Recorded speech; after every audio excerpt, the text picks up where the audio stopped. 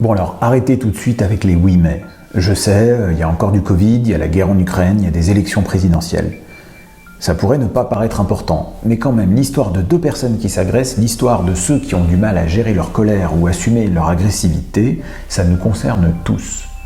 Cette histoire, elle nous aura emmenés plus loin que prévu dans la réflexion sur les liens agressifs entre les humains. Alors, une des critiques les plus intéressantes que j'ai eues suite à la dernière vidéo consistait à dire en fait que une bonne baffe, ça peut arrêter la violence verbale de l'autre.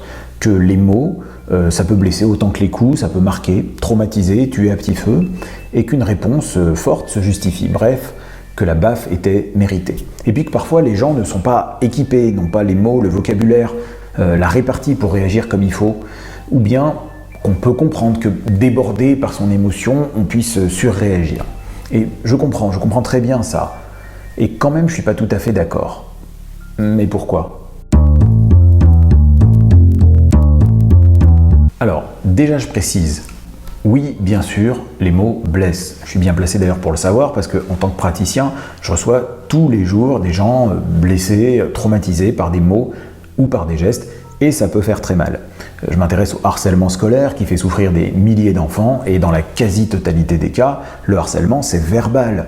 Insultes, moqueries, exclusions, rumeurs, cyberacharnement.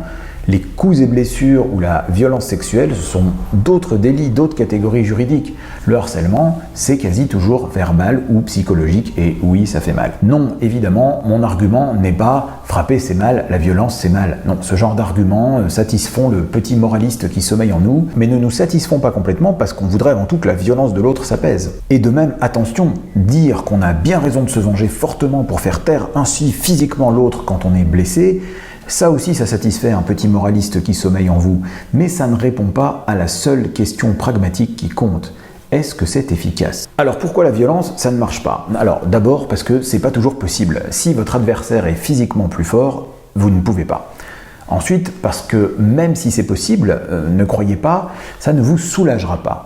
La blessure que vous auront infligée les mots ne sera pas apaisée par votre vengeance. Vous ne vous sentirez pas mieux émotionnellement.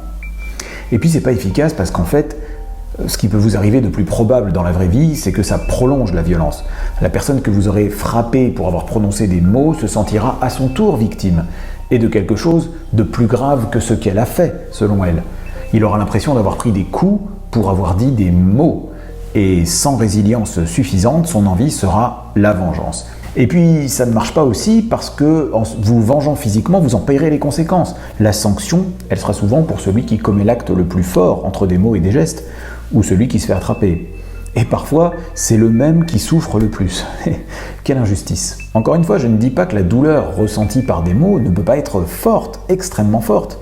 Mais imaginez, un type très très costaud vous dit « soit je te frappe et je t'explose la tête, soit je t'insulte très méchamment. Qu'est-ce que tu choisis ?»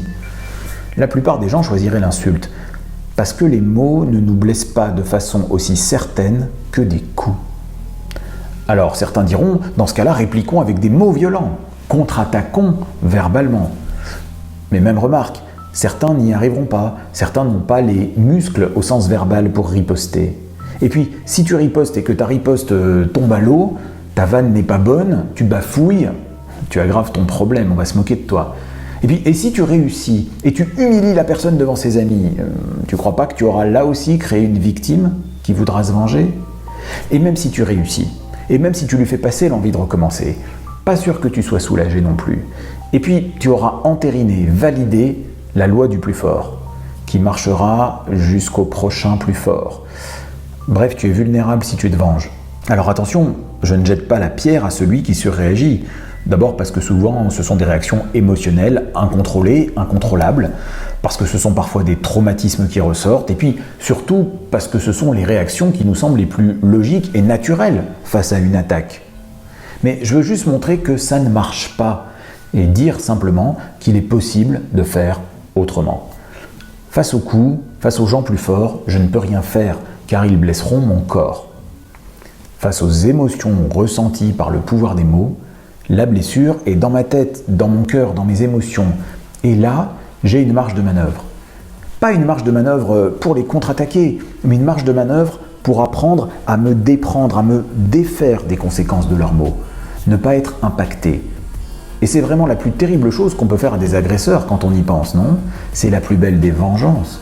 Ne pas être impacté par leur gesticulation, par leur blabla. C'est accessible et ça s'apprend. Alors je commencerai à poser des jalons dans un prochain mail, parce que ça se prête plus à un petit écrit, pas long, mais un peu plus précis, que je vous enverrai. J'enverrai un mail une fois par mois, pas plus, si vous vous inscrivez avec le lien qui est dans la description. Quand on apprend à ne pas être impacté par les agresseurs, on se sent plus libre, on se sent plus confiant, on se sent comme si...